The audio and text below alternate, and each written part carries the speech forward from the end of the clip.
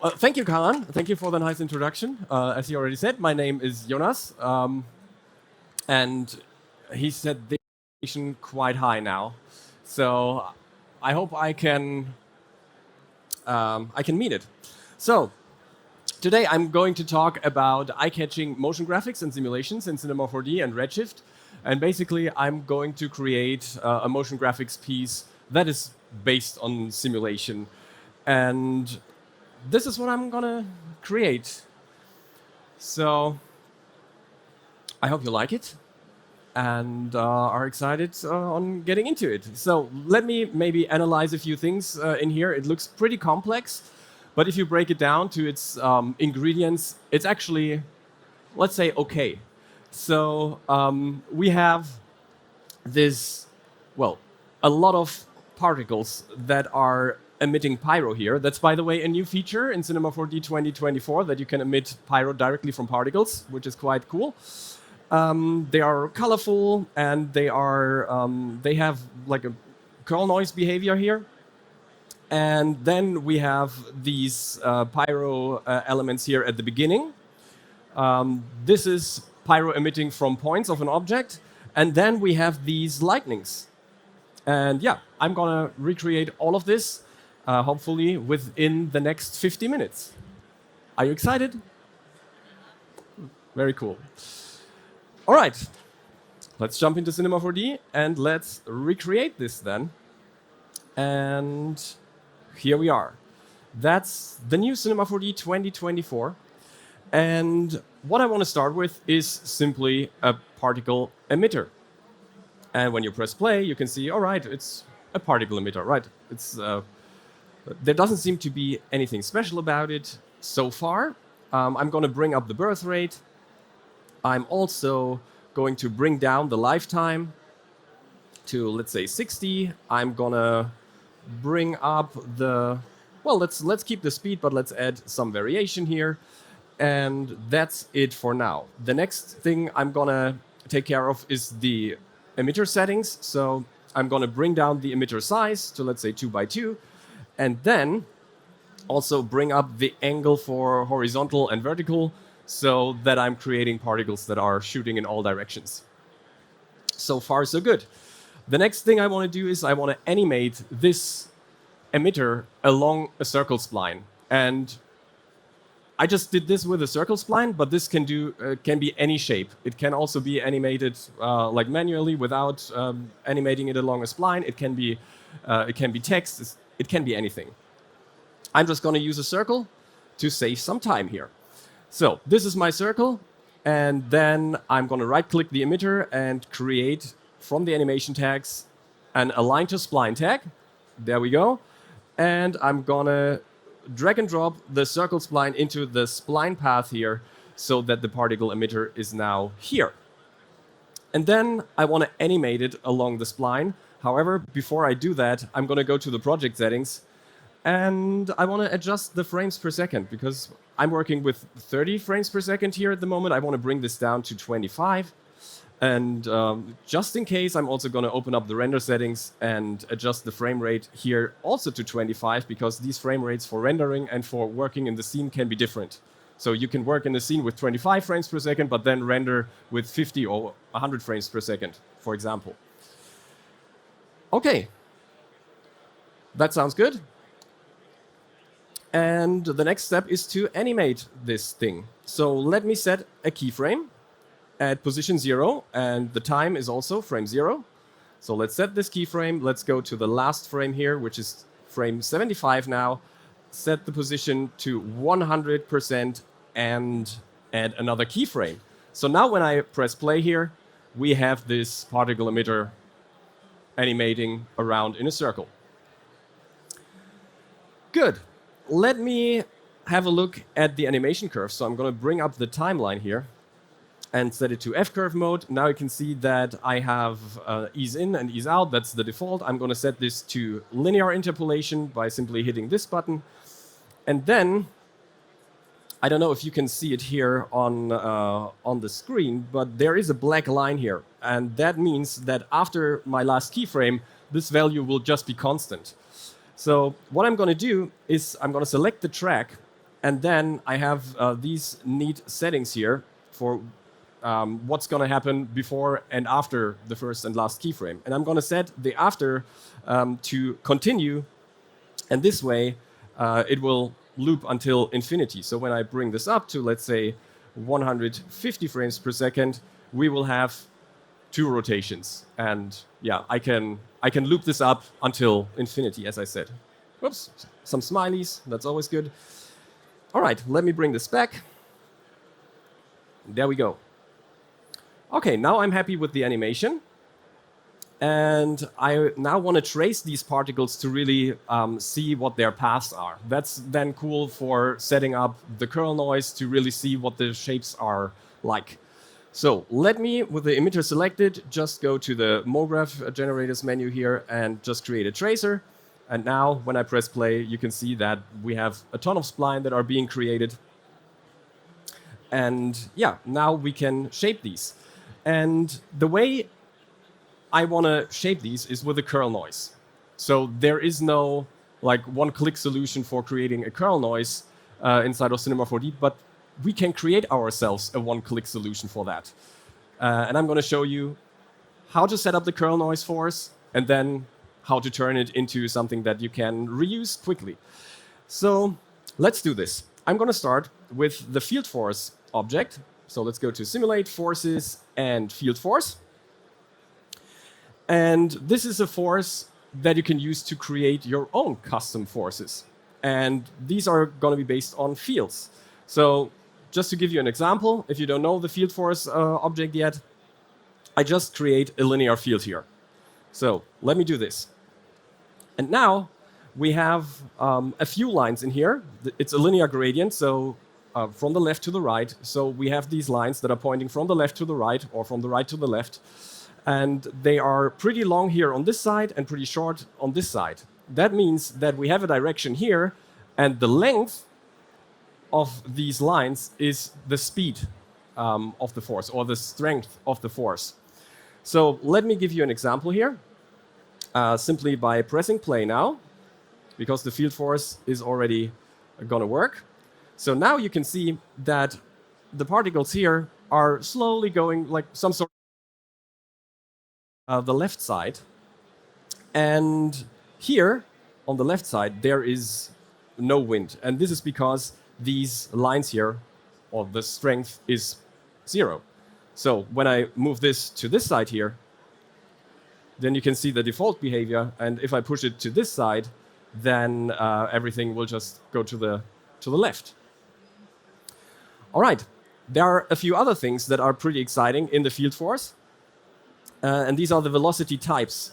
This one is add to velocity. This pretty much is the same as wind or gravity or turbulence, but you can also set this up so that it's using the direction and speed of the field force for the particles, or just the direction. So with set absolute velocity, you can now see that, well, let me bring this up a little bit. Let's go to 50. That it's creating longer lines here because the speed is higher, and here it's not creating lines at all because there is no speed. Yeah, we can also set this to change direction. Then it will use the speed that is defined in the particle emitter, including the variation. Yeah, and the directions defined here in the field. As you can see, here at this threshold where the values are 0, it will just go to the random directions again. Okay, so far so good. I'm going to set it to set absolute velocity, and I'm also going to bring it up already to something like 200. That's what I need later. Okay, now let's create the curl noise. This was just for explaining the field force in general. So the curl noise is based on a Perlin noise. So let me create a random field, and let me just add it to the field force, not by making it a child, but by dragging and dropping it into this list. And now you can see all these random vectors here, and if I press play, yeah, there are some random movements happening. We can set up the random field so that the scale of the noise is a bit bigger, and suddenly we can see something. All right, Another thing that I want to set up now is that we see the vectors directly from the field force. We already can see them. This is the display of the directions. But I'm going to set these up so that this is a lot higher and just a single line here. Going to bring up the line density and maybe bring down the display vector length. So now you can see the directions that are happening on this layer here.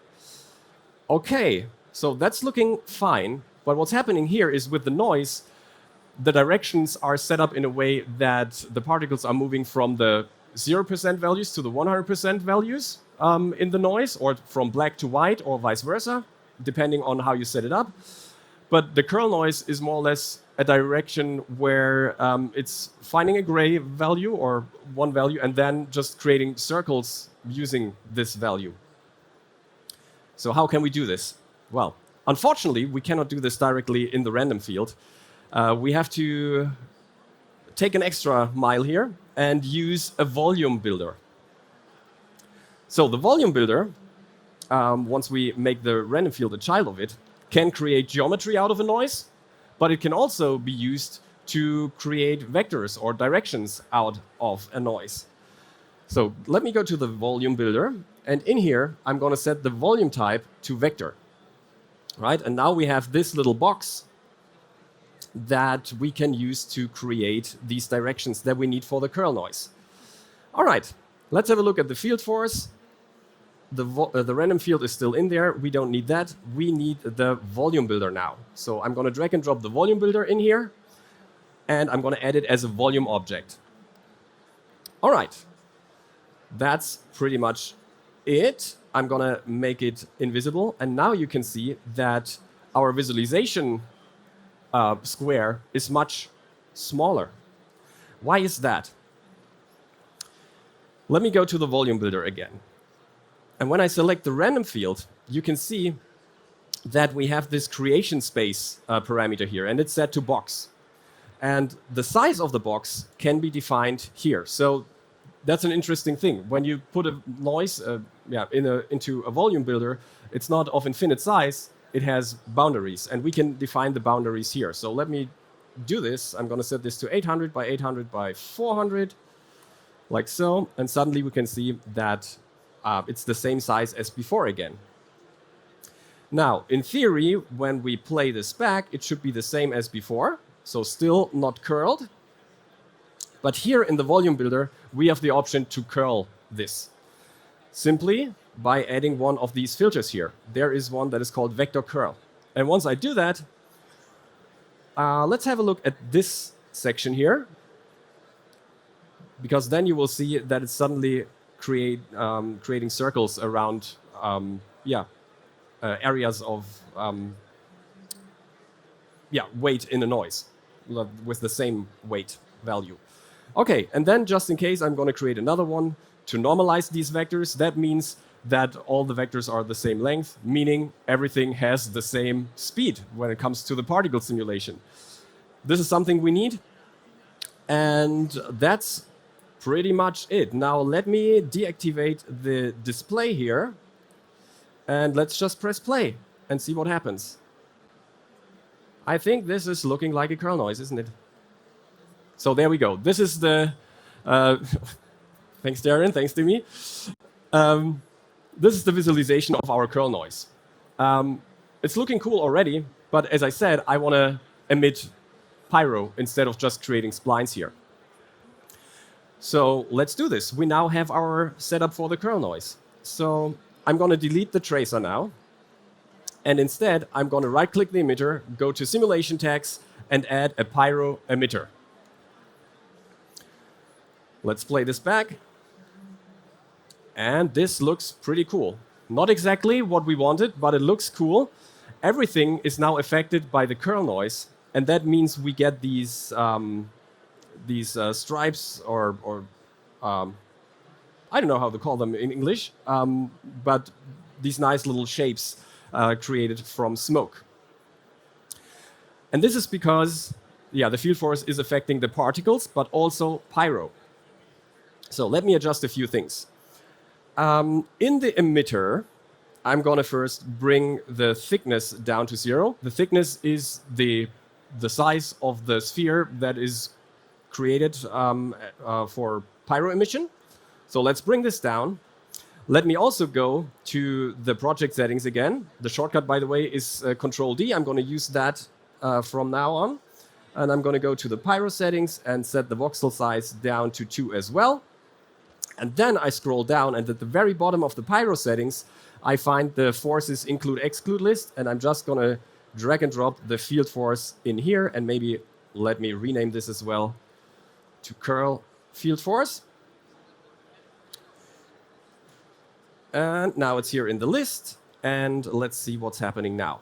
So now we are using the curl noise on the particles, but not on the pyro anymore. So the only force that is on the pyro is now its own buoyancy, more or less. Okay, good. Let's set up a few more things. Here in the pyro settings, I'm going to go to the density settings, and I'm going to bring down the dissipation to make the smoke fade away much slower. And then in the pyro emitter, I'm going to bring up the density add parameter to, let's say, something like 60.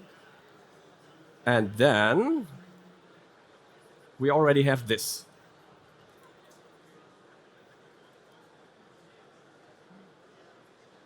I'm quite happy with that. It looks cool. Okay, so the next step would be to create a second force, because what you can see is that initially there is some movement going on in the smoke, but then there isn't, because the buoyancy is gone, and this part of the smoke here, for example, is just standing there and not doing much. So I'm going to create a second curl noise field force here, and I'm just gonna add it to the smoke, and I'm gonna set this one to add to velocity. I'm gonna bring down the speed here, and then I'm just gonna exclude it from the emitter. So let's do this, like so. Let's press play again. And that looks a little more interesting, because the smoke is now slowly following the initial movement of the particles. Okay, cool. I did promise you to show you how you can turn this curl noise setup into something that is more or less a one-click solution, right? And the way you can do this is by taking advantage of the asset browser. So what you can do is you can turn every setup that you create into a reusable asset. The only thing that you need to know is that you can only do that with like one object and its children. So what I'm going to do for this is I'm going to make my volume builder a child of the field force, and then I just drag and drop that over right now into uncategorized. It's going to bring up this little dialog, so I can choose a database, for example, my own database, but I can also move it to the preferences database so that it's available also in all versions or in all scenes in this installation. So let's do this. Usually I would use a personal one, because I can share this with my colleagues, with my friends, and also just use the personal one then in other installations of Cinema 4D. So now we have this curl noise in here, and if I create a new scene, I can simply double-click here, and the whole setup is there. Well, it's a double-click solution, right? You got me. But now, if I create an emitter here, and let's also trace this one, and press play, everything just works already, right? And you can make more complicated setups here and link some parameters up in Expresso and so on, and save that with the asset. Versioning is supported, which is great. All right, let me go back to this scene. And now let's make everything a little bit more colorful, because you saw all of these colors in the initial one, right? So what I'm going to do here is, first, I'm going to go to the pyro emitter settings and activate color. And then in here, I'm just going to set this to orange. I'm going to have orange, pink, and blue in the end. So now we are emitting orange smoke.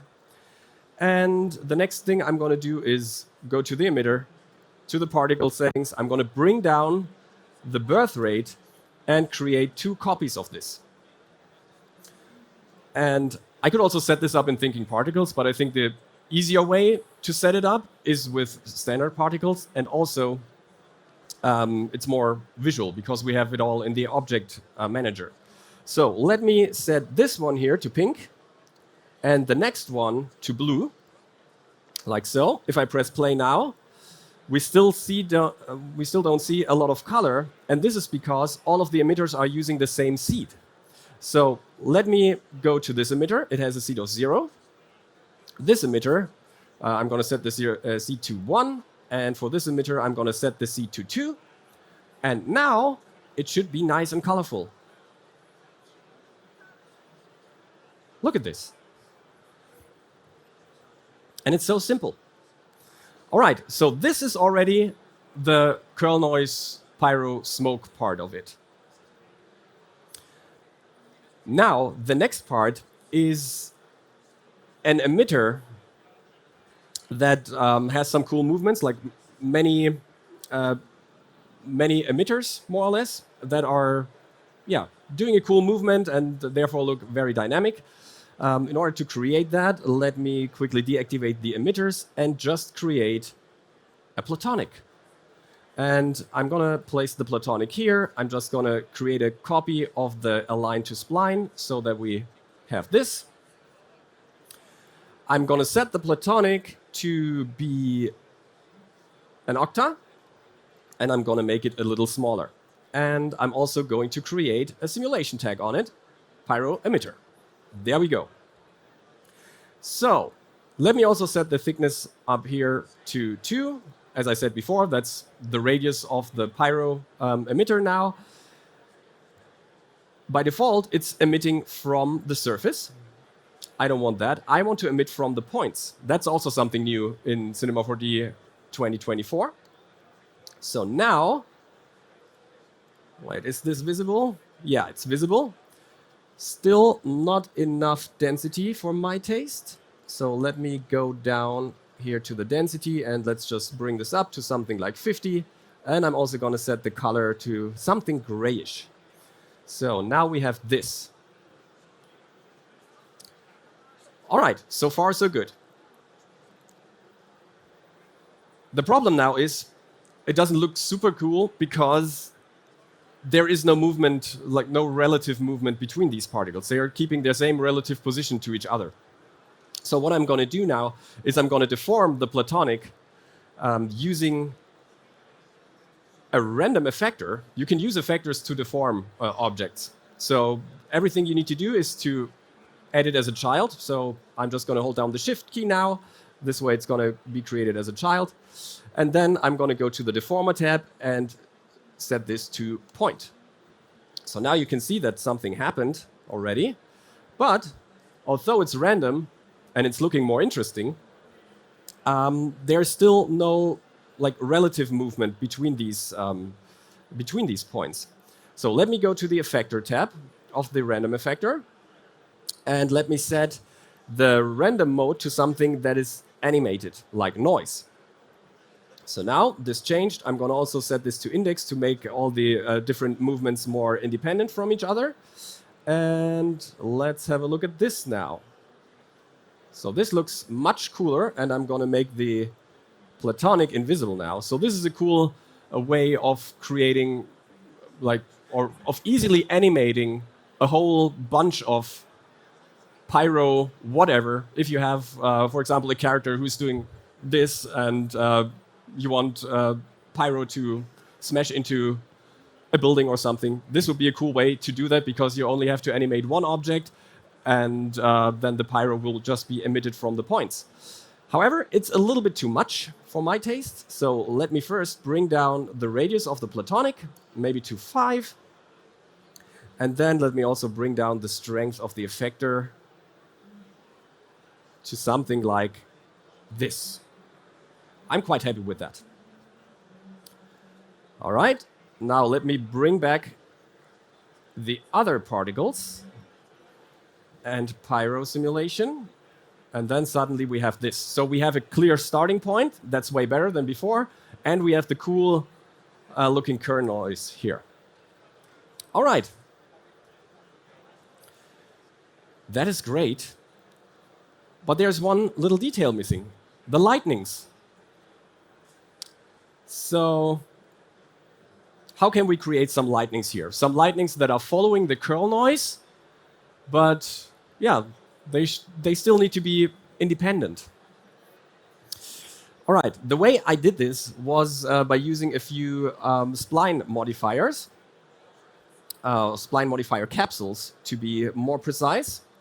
Now let me quickly deactivate all of this and then just create a duplicate of this emitter here. So let me call this lightning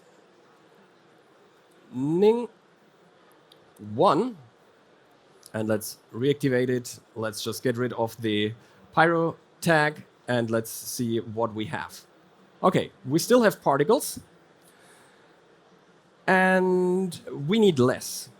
We need less. So let me bring the birth rate maybe down to 5 and maybe the visibility also a little bit more down. I could also go down with the birth rate, but this would result in less random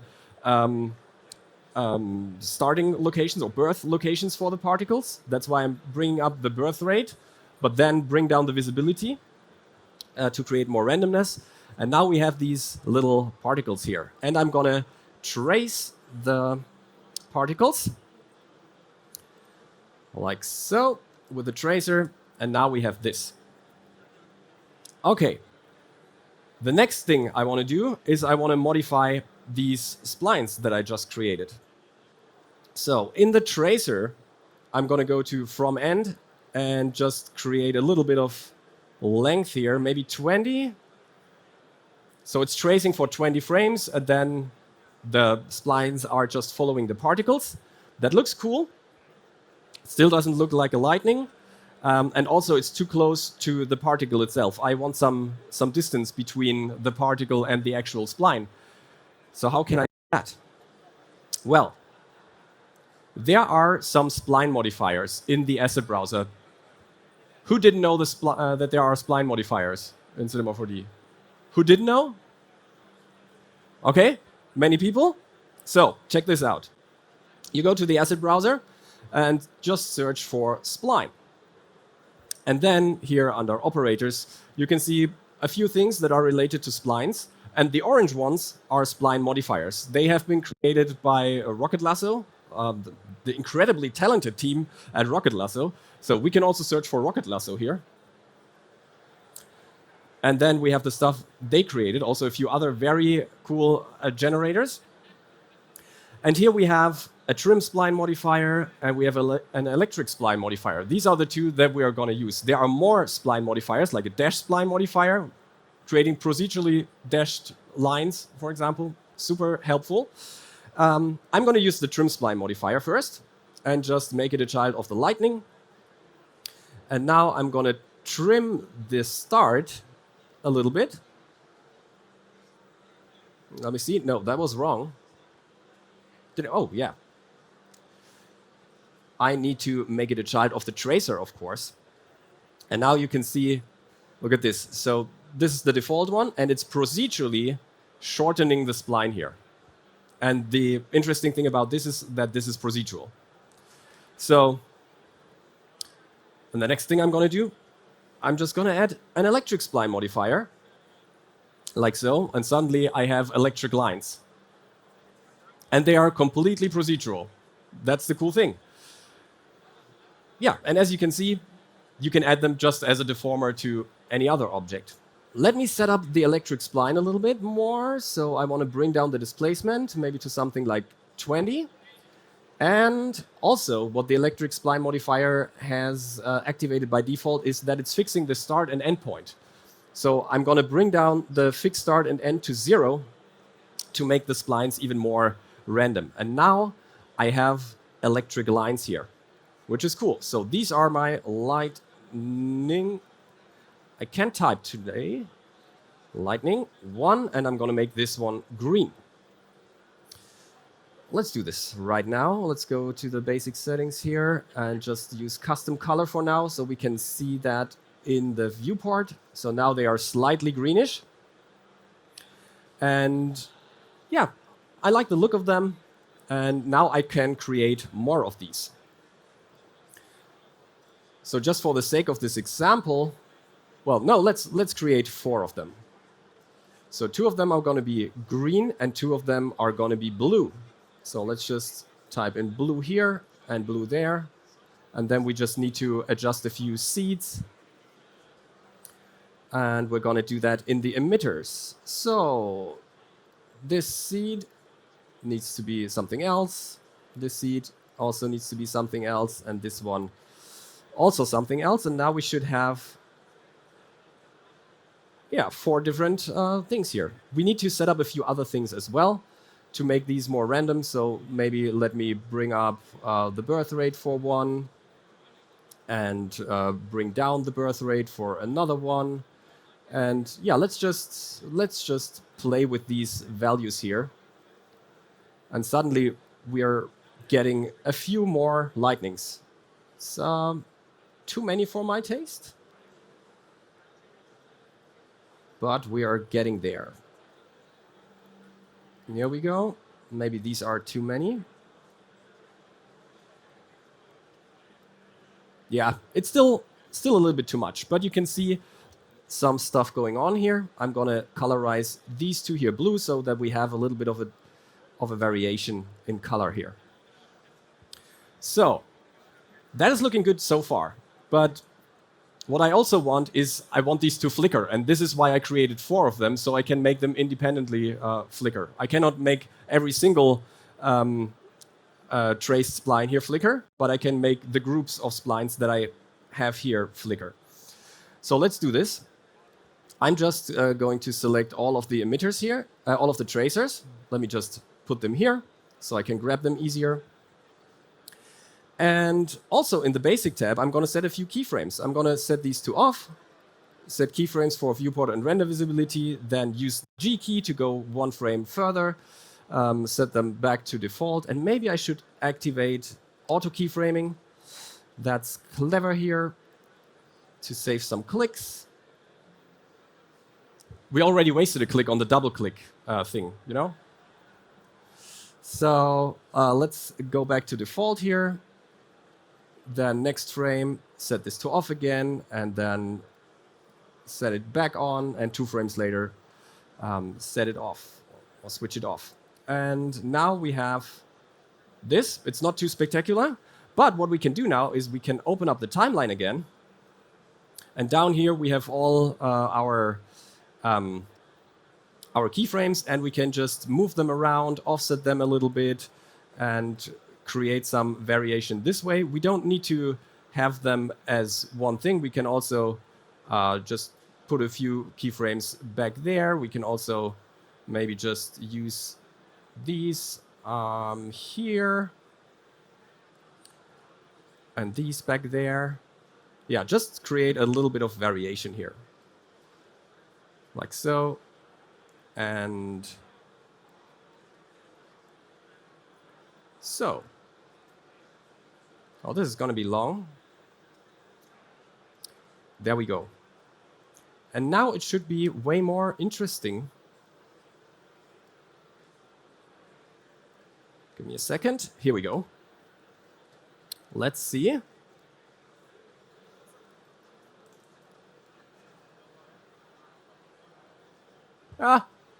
It's okay. I mean, for a first attempt without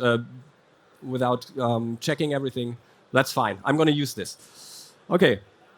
So it's still a little bit too many, but that's something we could set up at a later point. Let me just see if there's another interesting frame here. Yeah, I mean, it's okay. So let me activate everything again, also the Pyro, and let's see what it looks like.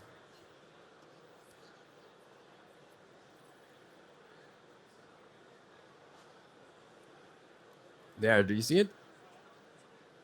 Here we have some more variation in there because of the lightnings now. Okay, so let's use this frame and let's get this stuff rendered. So if I fire up Redshift here, it's all black. And that is because we didn't create materials yet. So let me create a Pyro volume material. This is the Pyro volume material, and once I add that to the Pyro output, it's important that it's on the Pyro output and not in one of the emitters, you can at least see the emission or the temperature of it, which is the fire. Okay, so I want to see more. So what I'm going to do is I'm going to create 2 area lights. One is going to be somewhere here maybe. Let me fire up Redshift just to see what it looks like.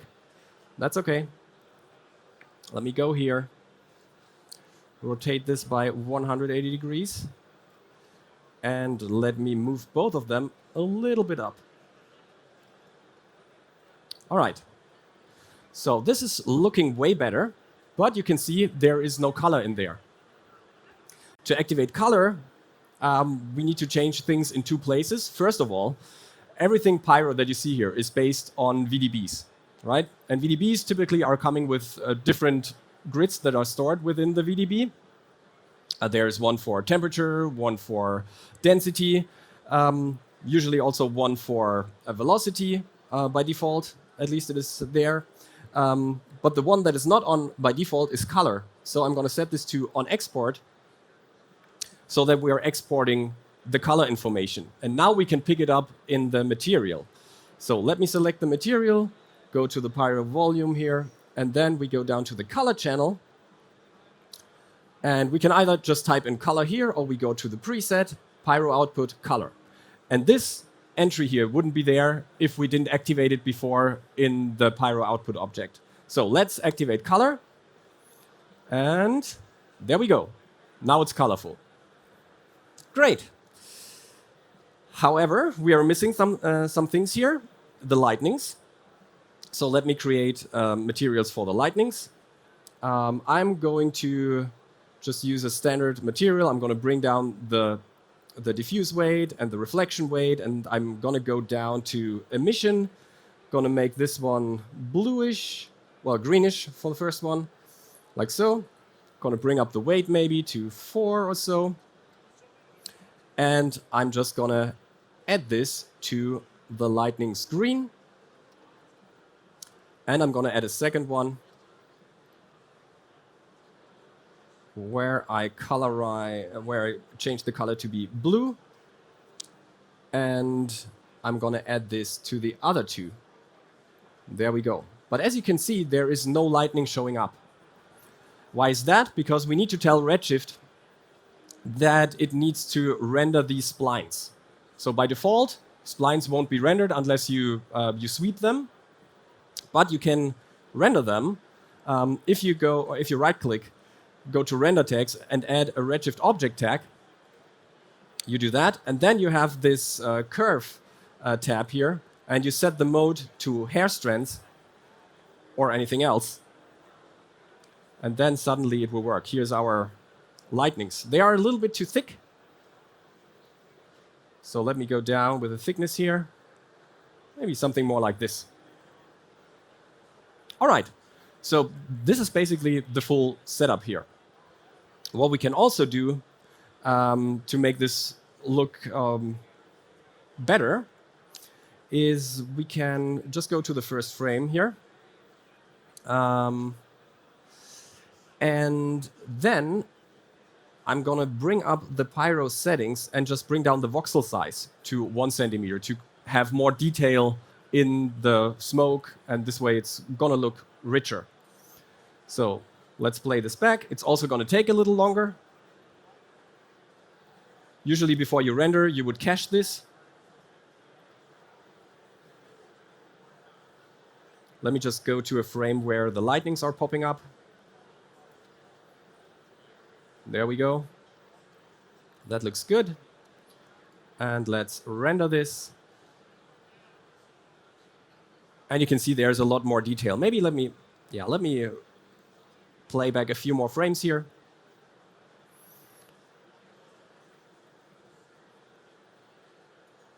But you can already see that it's a little bit slower. Usually, one thing that I do in the Pyro settings is here in the tree settings. There's a padding of 2. That means that around the visible Pyro, it will create a padding of 2 blocks where it's creating velocity values already. If you bring that down to 1, then you will save some time waiting for whatever you're doing. It's too late now, so I'm not going to do this, because otherwise I would have to go through this again. All right. This is looking cool. I like it. Let me also add a dome light to light up the other parts a little more. I'm also going to not make it visible for the background, and I'm also going to bring this down quite a lot. But now we see even more. And the next thing I want to do is I want to create a background. I have 5 more minutes or 10. So let's do this. I'm going to bring up the commander. The cool thing is the commander can now also show things in the asset browser. So here you could also search for the spline modifiers, for example. But you can also search for the backdrop. There's a procedural backdrop in here. And I'm just going to make this a little bit bigger. And because I have to be fast, I just move the backdrop down instead of moving the Pyro simulation up. And let me adjust a few more things here. Bring this to the back so that we cannot see it anymore. Place this further back. And maybe let's bring up the exposure of both of them. And now it should be much brighter because we don't have a material for the background yet.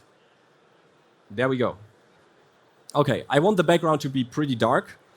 So let me create a new material. Let me assign it to the backdrop. Where is it? There we go. Now it's a little bit darker. I want to make it even darker. So let me quickly create a texture in here. Just in case you're not using the asset browser a lot, there is a ton of really useful stuff in there. For example, imperfection maps. And I want a smudge map. Smudge, and it's in media if you have the filters on. And I'm gonna use one of these here. Let's go with this one. Maybe I don't know if you can see it here. Let me see if we render this. Yeah, so this is the smudge map. Not looking too bad. I'm just going to bring up these values here to create more tiles. That looks good. Then I'm going to create a ramp to remap the colors. I'm going to use the Alt input here and put that into there. And the interesting thing about using ramps for remapping colors is that you can see now it's much darker. And that is because the default interpolation between knots is smooth. If you set it to linear, it's looking the same as before. So this is something I always do when I use it for remapping, and now I can bring down the color here to make this a little darker. That looks good. We can unsolo this. And now let's also take care of the reflection roughness. I'm going to use another ramp for that. Oh, by the way, one thing that I really like, I mean, with control, you can always just like duplicate a node. But if you hold down control and the shift key, you will keep the connection. Aha, I see happy faces. Some people didn't know. All right. Okay, let me bring this up. We're going to use a lot of roughness here. Something like that. Throw that into the roughness. And suddenly it's very rough. I'm also just going to bring down the reflection weight a bit. Like so. And then I'm actually pretty happy with that. Let's make this render for some moments. I'm also going to deactivate the HUD because I'm then also gonna send it to the picture viewer in a second.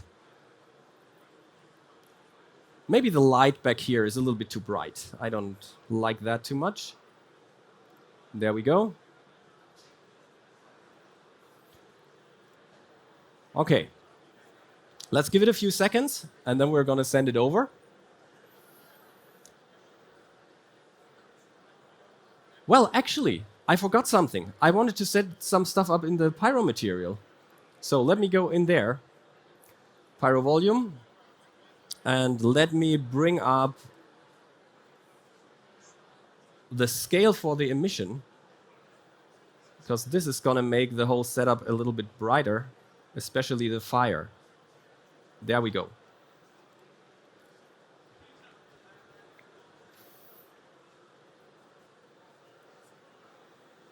Yep, we're getting there. You like it so far? Cool.